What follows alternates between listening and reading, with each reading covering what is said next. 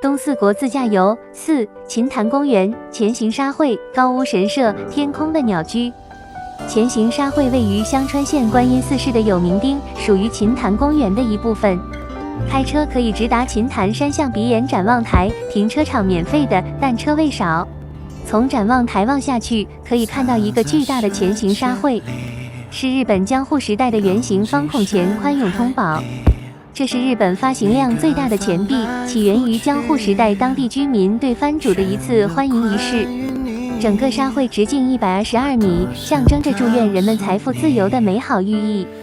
附近还有个世界硬币博物馆，有时间的朋友可以去看看。前行沙会离昨晚去的父母滨海岸开车不到半小时。逛完后再开车半小时，到达了今天的游览重点高山神社。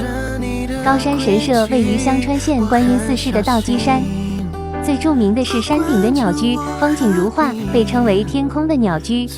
先把车停在山下的神社停车场，停车免费的，然后开始爬山。山上也有个小停车场，但车位太少，而且山路特别窄，不能并行，错车时很危险。我们的车又是租的，所以和绝大多数游客一样，把车停在了山下。道基山海拔404米，没有特别陡峭的山路，比较好爬，还可遥望美丽的有明湾。整个爬山时间约为1-2个小时，最后有个270级台阶的急登，有点儿累人。这是石阶中段的镇山石，看着很陡峭的石阶，走起来其实还好。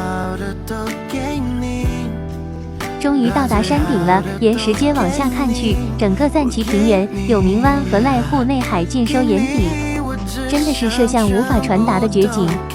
这1个多小时的山爬的值得。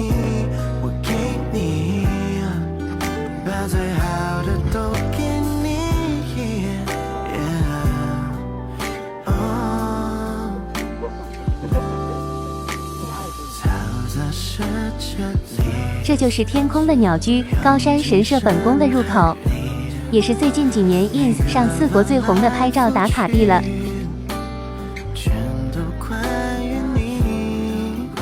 因为我们到达山顶已经是下午了，又是日本的节假日，所以游客真的很多，挤在一起排队拍照，感觉没有很好的效果。但是不得不说，这景色真的很赞，天空的鸟居名不虚传，是值得打卡的风景。然后再参拜一下高山神社的本宫，也是古赞岐国24社之一，保佑家内和交通安全、生意繁荣、除恶开运等等吧。神社很小，但拜一拜祈福未来美好的生活总是让人充满期待。稍事休整，然后就下山了。下山陡峭，还是要注意安全。这里是父母滨海岸和大鸟岛、小鸟岛，这里比较适合自驾游的朋友。公共交通一天只有4班巴士，很不方便。夏天或假日有些临时接驳巴士，就要提前查好，做时间规划。附近景点还有云边寺，乘坐距离2600米的缆车上山，山顶风景秀丽，还有空中秋千可拍照。以及一些季节性的大型花田也很壮观，有兴趣的朋友可以根据具体时间查一下。好了，行程待续，今天先到这，再见吧。